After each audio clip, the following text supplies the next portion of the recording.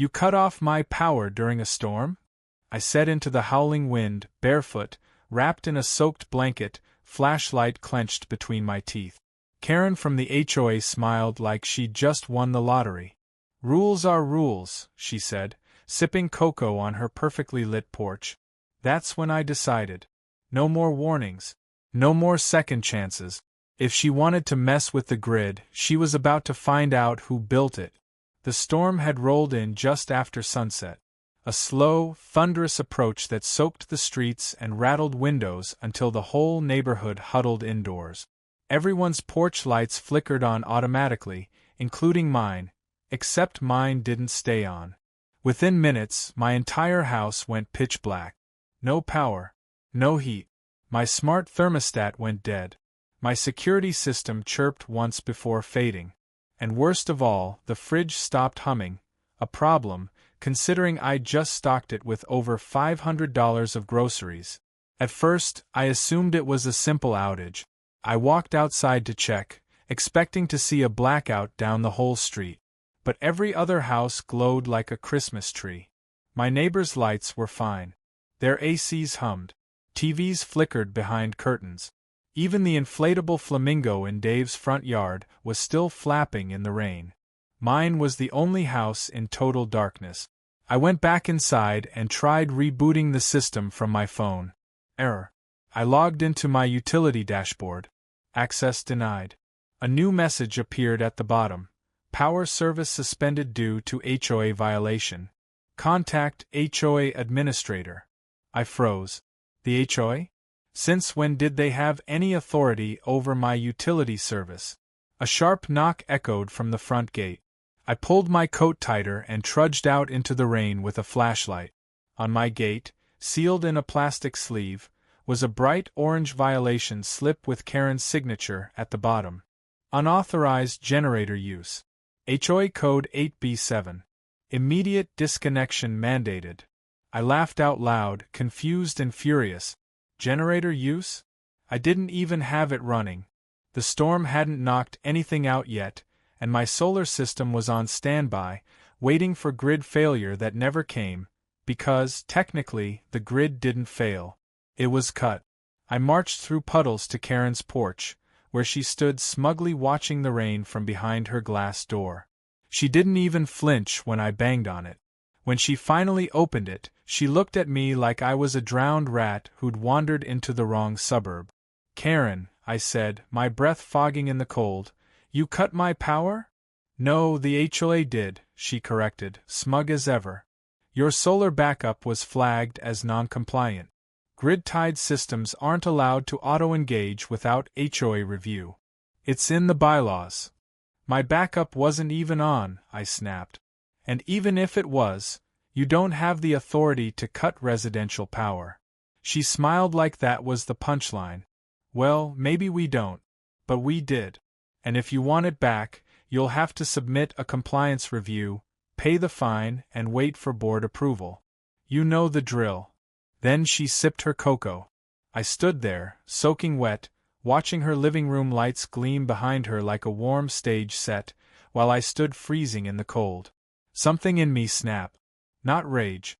Not desperation. Something cleaner. Calculated. Cold.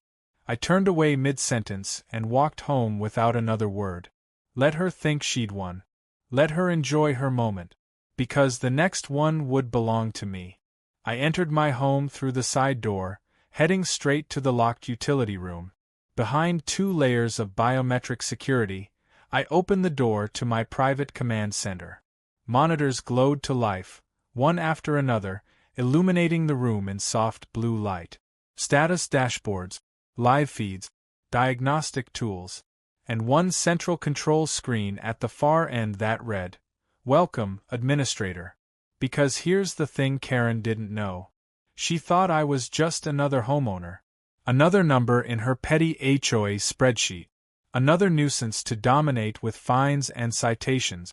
What she didn't know was that I wasn't just connected to the power grid. I owned it. Or at least the company that ran it. I was the CEO of the regional utility provider that supplied her precious HOA and over 47 other communities with energy. The same company that signed off on her meters. The same company that managed solar integration, backups, maintenance, and yes, disconnect notices. And the only reason she had the authority to cut off my house was because she'd found an obscure compliance clause that hadn't been updated in years, buried under paperwork from 3 company acquisitions ago. That was on me. But not for long. I sat at my desk, fingers moving swiftly across the keyboard, digging into access logs. There it was. 3 hours earlier, Karen had called into the HOA's private access line, speaking with a junior tech who handled minor reconnections. Using her outdated HOA admin credentials, she'd submitted a manual disconnect request, citing code violations. The tech, new on the job, saw the HOA flag and greenlit the disconnect. A 1 in a million fluke. She thought she'd gotten away with it. I stared at the screen for a long moment. The rain tapped harder against the roof. A lightning bolt lit up the entire room for a second. My fingers hovered over the keyboard. I could have restored my power instantly. I could have reversed the cut, overwritten her flag, and gone back to normal. But this wasn't about light or heat anymore. It was about the principle. It was about reminding people like Karen that when you play power games, you'd better know who actually holds the switch. So instead of restoring my house, I began building a case file. I pulled her call logs, captured the footage from my door camera showing her violation slip, logged her breach of grid protocol, and cross-referenced every HOA meeting where she'd pushed unauthorized control. What she did wasn't just rude. It was illegal. She'd tampered with a regulated grid. I sent an internal message to compliance. Begin silent audit. HOA Sector 19B, focus on unauthorized admin overrides. Then I cracked open a soda, sat back in my chair, and watched the storm rage outside. My house was still dark. But the wheels were already turning. And Karen was about to find out exactly how bright things could get when you poke the man who owns the lights. The next morning, I woke up in a cold house, but I didn't mind. I left the power off on purpose. Let it be a monument to her pettiness. If Karen wanted a power struggle, I'd give her one, with the kind of subtle, elegant chaos she couldn't even see coming until it swallowed her whole. I showered using water I'd heated the old-fashioned way, ate cereal in the dim light of the rising sun, and started making calls. Not to the HOA, not to neighbors. To the internal departments of my utility company. I wanted everything done officially and quietly. No trace. No blowback. At least not yet. By mid-morning, I had 2 compliance officers auditing records from HOA Sector 19B. I marked the entire HOA neighborhood as a watch zone under the company's Quality Assurance Initiative. That meant every electrical irregularity, outage, spike, or manual override from that zone would now be logged and reviewed. Even lightbulb flickers wouldn't go unnoticed. Karen wouldn't see any of this yet. But soon she'd feel it. I started receiving alerts by noon. Their clubhouse had a hot tub wired in with unapproved equipment. Karen's cousin, who lived in Unit 8, had an illegal underground cable that ran directly into the HOA office for his side business. He ran crypto miners in his basement and was drawing enough power to light a small village.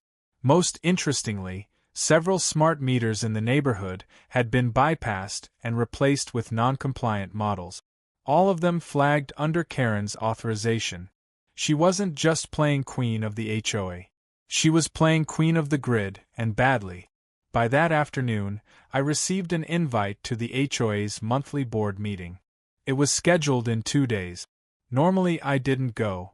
I paid my dues like everyone else and avoided the circus. But this time I accepted. Not as myself, though.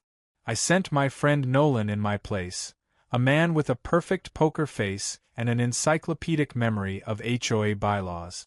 I'd stay behind the curtain, feeding him lines through a small earpiece while I monitored the meeting live from a drone positioned outside the clubhouse. Nolan dressed like your average tech-savvy retiree. Cargo shorts, baseball cap, slightly offended expression by default. Karen wouldn't know what hit her. As the meeting began, I watched the residents gather on folding chairs under the flickering fluorescent lights of the community hall. Karen stood at the podium, gloating over new rules she planned to push through, including advanced control over individual power allowances during storms, which was just HOA code for "we'll cut who we want." As she spoke, Nolan raised his hand and asked, as innocently as possible, "Do these new rules apply to everyone, or just the people Karen doesn't like?"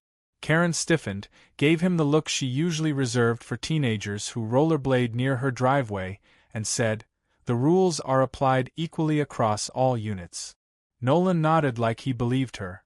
Then he pulled out a folder and began reading from it, listing the exact energy draw of the clubhouse, the dates of unauthorized disconnections, and the HOA Charter's clause stating that utility control must be handled by licensed professionals only. Karen's face turned pale. She tried to interrupt, but Nolan kept reading. "And one more thing," Nolan said cheerfully. "As of 8 a.m. this morning, your entire neighborhood has been reclassified by the provider as a conditional use community. That means your rate structure has changed. You'll receive your updated billing summary by Monday." Karen looked like someone had pulled the plug on her internal fan.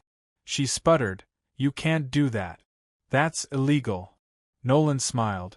"It's not illegal when the company that powers your entire neighborhood changes your classification based on how often you tamper with infrastructure. That's called policy enforcement." I watched it all from my screen, grinning. She didn't know yet, but her little empire was already cracking. By the end of the meeting, several residents were grumbling. One asked if Karen had really authorized power shutoffs last night. Another complained that her freezer full of meat thawed. Someone yelled, "You can't just cut people's power because you don't like them." Karen snapped and shouted back, "I was protecting the neighborhood." That's when Nolan dropped the real bomb. Protecting us from what? The only house without power was the one that owns the company feeding your light. The CEO lives here. You cut his power. And I promise you, he's not going to let that go quietly.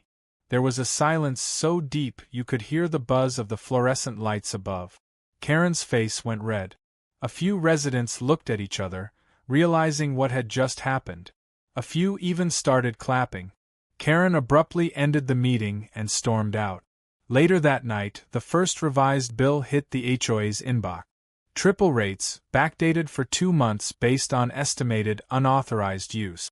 The system also auto-generated penalty assessments for tampered meters. The total came to just over $17,000. Karen sent a furious email to the utility company demanding to speak to someone in charge. She got an automated reply thanking her for her inquiry and placing her request in the queue. I read her message while eating popcorn. But I wasn't done. The next day, I ordered a friendly neighborhood audit, scheduled with the city's infrastructure team. Just a routine inspection of utility integrity in communities flagged for irregular usage. I didn't even need to be there. They do the rest. When the vans pulled up 2 mornings later, yellow jackets stepped out with clipboards and thermal scanners. Karen came running out of her house in a pink bathrobe, shrieking that she hadn't received any notice. The inspector calmly replied that this was standard protocol and they were only here to ensure public safety. Then they found the underground line from Karen's cousin's house. Then they found a bypassed smart meter linked to Karen's garage. And finally, they found the old water heater from her pool system, hooked into a separate, undocumented grid line. Karen shouted something about raccoons chewing wires. The inspector raised an eyebrow and asked, "Do raccoons usually install surge protectors?" I watched the scene unfold from the live drone feed, sipping my coffee. Karen didn't know it yet, but she had just set off the first wave of the storm. She wanted control. She wanted authority. She wanted to be queen of the cul-de-sac. But she forgot something simple. Power doesn't come from rules or votes or HOA meetings. It comes from the current, the grid, the wires under the ground, the systems you never see but can never live without. And I control them all. By the following week, Karen's nightmare had fully materialized in the form of a single piece of paper. A crisp white envelope, stamped with the logo of my company, was slid under the HOA clubhouse door early Monday morning. Inside was the updated commercial billing statement. The number was bold, unavoidable, and delivered like a slap across the face. $17,243.89. Due immediately. The itemized breakdown included everything from unauthorized load usage to the penalty charges for smart meter tampering, with neat notes beside each line. Filed per Code Section 14.3 Infrastructure Misuse. Karen didn't take it well. The HOA group chat, yes, the same one I had complete access to, was pure chaos. Messages flew back and forth faster than I could scroll. One neighbor was furious that her power bill had tripled without warning. Another was threatening to sue the HOA for endangering seniors on oxygen. Someone even uploaded a screenshot of their frozen dinner defrosting mid-cycle. Karen tried to play it off, saying it was a clerical error and that she had it under control. That was a mistake. Later that day, one of the residents, Edgar, a retired judge who normally stayed out of neighborhood politics, marched into the HOA office and demanded answers. I had surveillance footage from the drone that caught the whole interaction. Karen tried to bluff, claiming the billing was being reviewed, but Edgar calmly explained that he'd already contacted the utility company's legal department and received confirmation that the reclassification was legal. He then asked her if she had documentation proving her authority to override grid access during a storm. She had none. That night, Karen held a closed-door emergency board meeting, but the minutes were leaked within the hour. Apparently, her plan was to bribe a technician from the utility company to fix the meters back to residential settings, under the table. She didn't realize the technician she called was part of our compliance sting. We'd been waiting for her to make a move like this. The conversation was recorded, filed, and quietly sent out to every single resident in the HOA through an anonymous email link. Watching the fallout was like watching dominoes fall, each one smacking the next with a satisfying thud. Some neighbors laughed, some were furious, but everyone agreed. Karen had gone too far.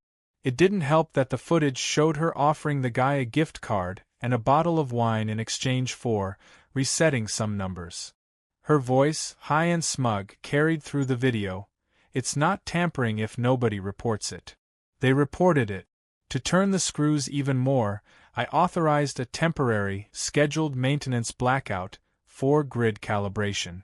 The beauty of the system was that it could be directed block by block, street by street, or house by house. I didn't target everyone.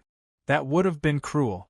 No, I picked only the key players in Karen's circle, her house, her cousin's crypto bunker, and the HOA clubhouse. Power to all three was shut down at precisely 8 p.m. on Friday, right as Karen prepared for her live-streamed interview with a local podcast about community leadership. She had candles burning in the background and was mid-sentence when the lights went out. Her reaction was pure gold. A gasp, followed by an unhinged, "What the hell?" Meanwhile, every other house on the block remained fully powered. In fact, I'd made sure of it. I even had the lineman leave a little tag on her breaker box, section isolated for audit. She knew what it meant. Everyone else did too. The podcast never aired. The backlash reached its peak that weekend. A group of residents called an emergency community meeting. Karen tried to cancel it, citing unfair targeting and personal harassment, but it was too late. The people had had enough. One woman stood up and shouted, "I didn't vote for a dictator." Another, holding her frozen groceries that had thawed out twice, screamed, "You owe me 3 lasagnas."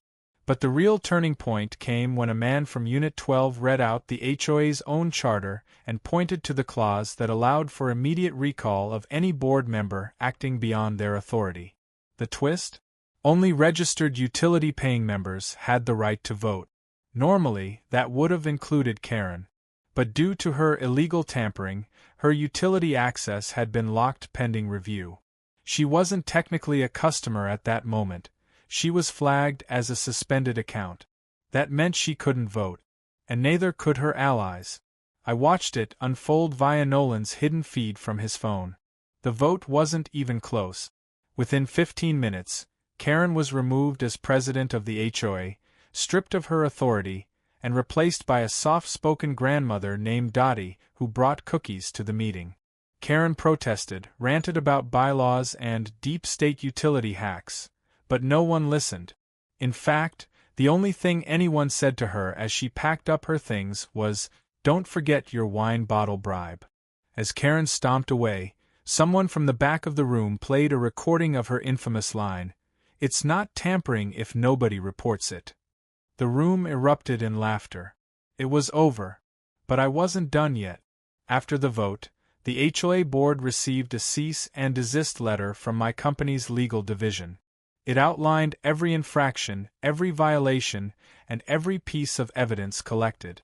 It made it clear that if one more unauthorized adjustment was made to the grid, the entire neighborhood would be restructured into commercial rates permanently. They were given 30 days to complete infrastructure reforms and submit new compliance protocols. Karen, now dethroned and disgraced, tried to challenge the vote. She sent a letter to the county. Unfortunately for her, the county utilities supervisor happened to be my cousin, Roger, a man with no patience for nonsense and a deep appreciation for justice served cold. He dismissed her complaint in one sentence. Tampering with power infrastructure is not a community right, it's a felony. As news of her downfall spread, the HOA's private Facebook group, once a battlefield of passive-aggressive memes and petty arguments, became a celebration thread. Neighbors posted "R.I.P. Karen's reign," memes and jokes about the Great Lasagna Outage. One even made a mock energy bill with Karen tax listed as a line item. My house stayed dark for a few more days. Not because I had to, but because I liked the symbolism.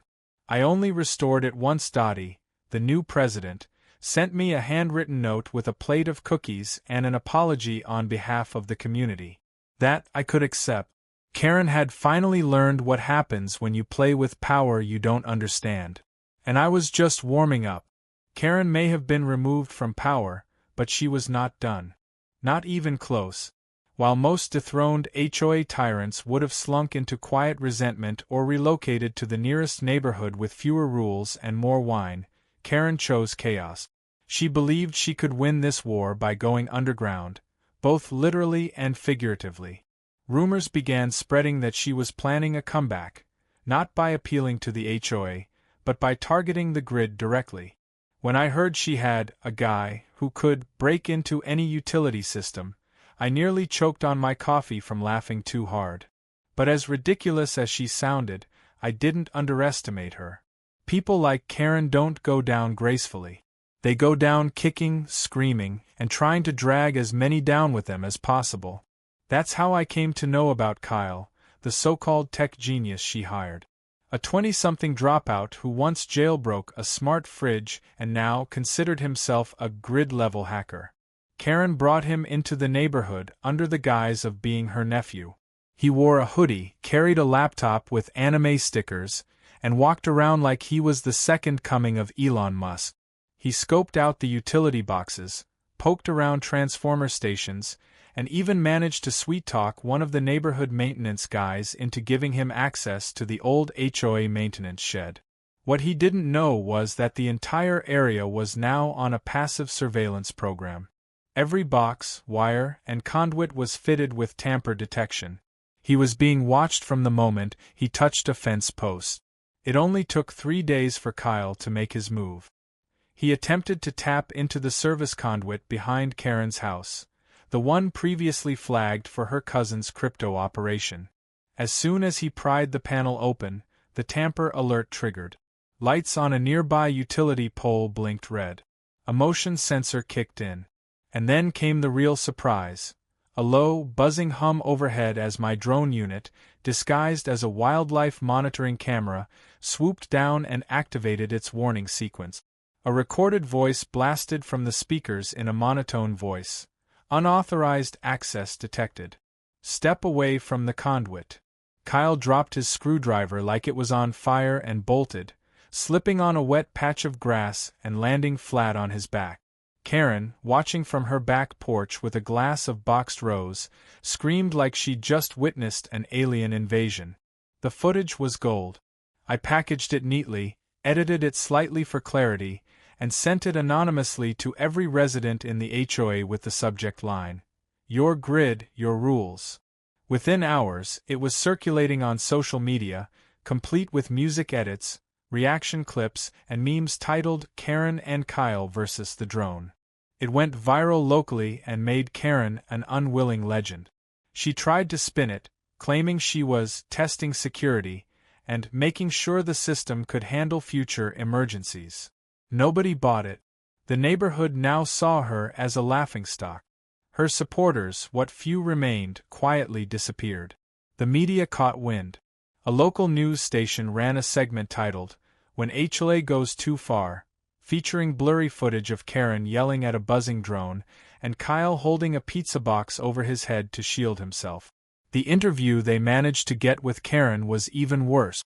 She tried to play the victim, saying she was being targeted by a shadowy power cartel and that she was only trying to defend the neighborhood from corporate overreach.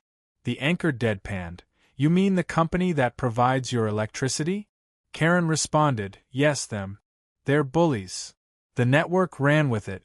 Overnight, Karen was transformed into a living meme, part HOA dictator, part tinfoil conspiracy theorist. Back at the neighborhood, the fallout only deepened. Karen's house became the punchline of every group chat. One resident even put up a cardboard cutout of a drone in their yard with a speech bubble that said, "Step away, Karen." A bakery downtown made cupcakes with little drone toppers, selling them under the name Grid Justice. It would have been funny enough on its own, but then came the final blow. My legal team had finished compiling the evidence, not just of Karen's unauthorized override, but her tampering, the bribery attempt, and now the attempted hack on critical infrastructure. While I had no intention of pursuing full charges, I wanted to make it clear there were consequences. So we delivered a cease and desist letter to Karen's home. But not just any letter. This one came directly from our federal compliance liaison, stamped with the Department of Energy seal, citing potential violations of federal energy regulations. It wasn't an arrest warrant. It didn't need to be. The message was clear. Next time, she wouldn't get a letter. Karen fainted at the mailbox. A neighbor captured the whole thing on video. Her second-in-command, a man named Leo who once loudly claimed Karen is the HOA, tried to rally support to overturn her removal. He failed spectacularly. At the next HOA meeting, when he attempted to call for a vote, the crowd booed him so loudly that he walked out mid-sentence. Someone threw a flashlight at his feet and yelled, "Here, in case Karen cuts your power too." The new HOA president, Dottie, handled the situation with more grace than I ever could have. She announced a full internal audit, canceled all pending fines issued under Karen's reign, and suspended all power-related enforcement clauses until they could be rewritten in coordination with the utility provider. She even invited me to the next meeting, which I respectfully declined. Instead, I sent Nolan again, this time with a tray of pastries and a message, "May your circuits be ever stable." I watched from my home office as the drone feed showed neighbors smiling, kids playing, and people finally talking about things that didn't involve HOA drama. The power was on. The lights were bright. And best of all, the people had reclaimed their voice.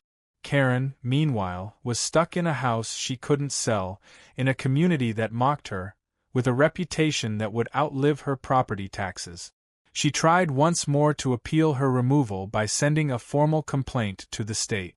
Unfortunately, that complaint had to go through the county utilities supervisor first, my cousin Roger, again.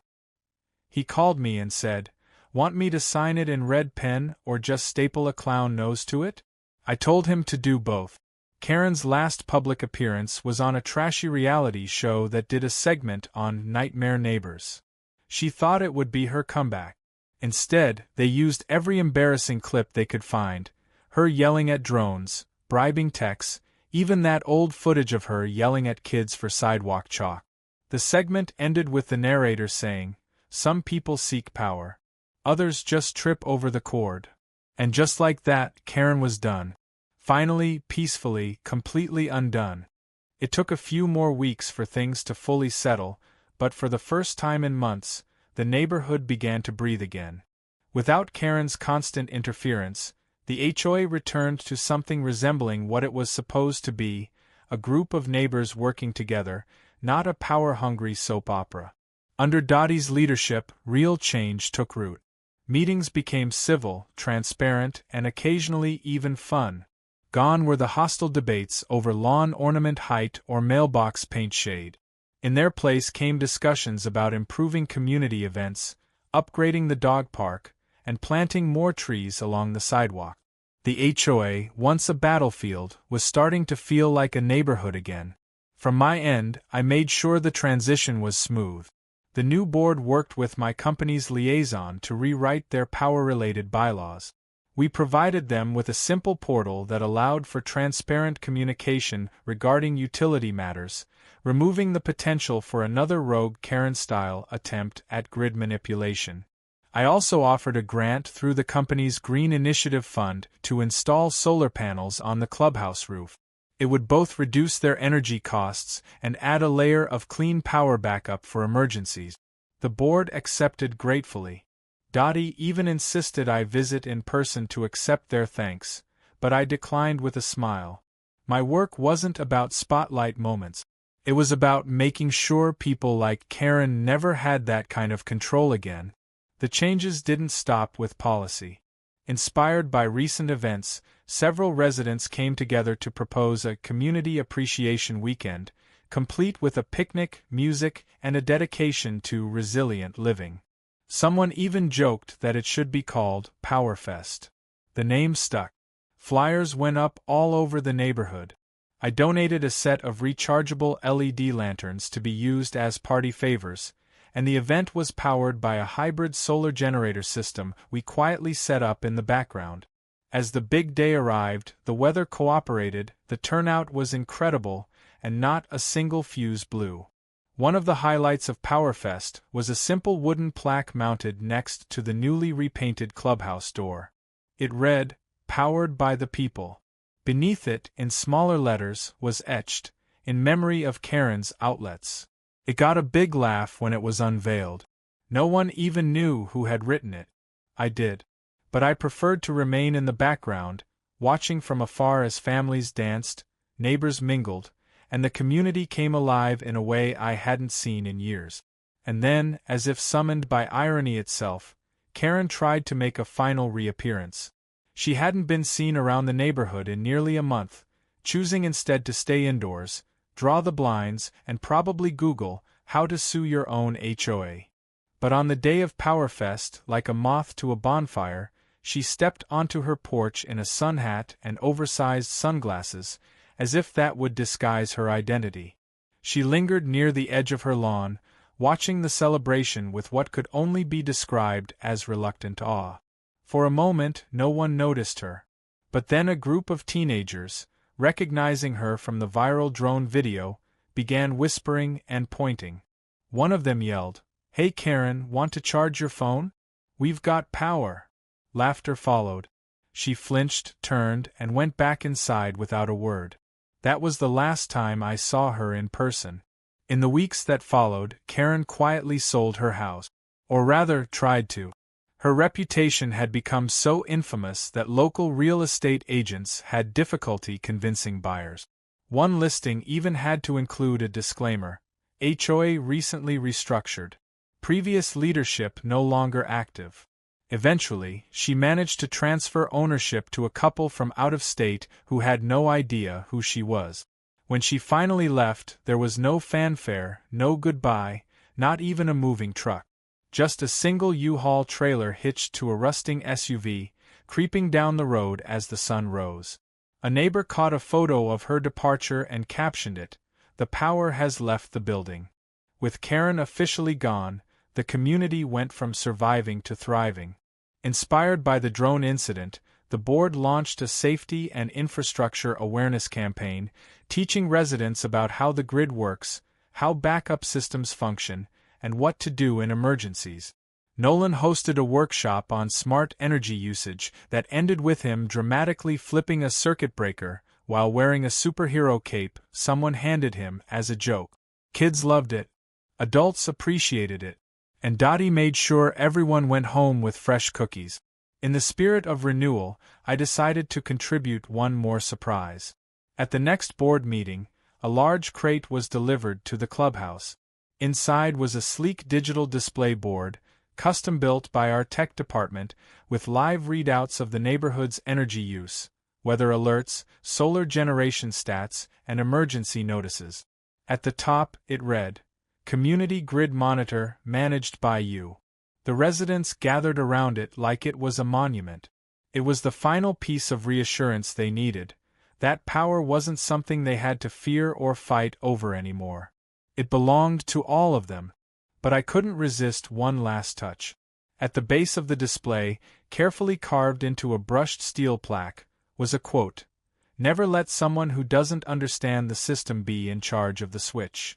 Below it was a small, pixel art engraving of a drone, complete with tiny propellers and a miniature camera lens. The board laughed for a solid 5 minutes. One resident pointed and said, "That drone deserves its own HOA seat." Life moved forward. The HOA transformed from a punchline to a model of how neighborhoods should function. Other communities even reached out, asking how they'd managed to turn things around so dramatically. Dottie gave interviews. Nolan became something of a local legend. And the Karen incident, as it came to be called, became both a cautionary tale and a rallying point. New homeowners learned about it during their welcome packet walkthrough. Kids wrote a play about it for a school project. One clever teenager even released a rap song titled "Step Away from the Conduit." As for me, I finally turned my house lights back on. Not because I needed them, but because I wanted to. I sat in my living room that night, every bulb glowing, every circuit humming, sipping tea as the automated blinds slowly closed. Peace had returned. Not just because Karen was gone, but because the community had reclaimed itself. They remembered that power isn't about control. It's about trust, transparency, and knowing who you are when the lights go out. Somewhere out there, Karen was probably stewing in a smaller neighborhood, picking her next battle, already scanning for rulebooks to twist. But here, in this little slice of suburbia, her reign was over. And the grid? The grid was stronger than ever.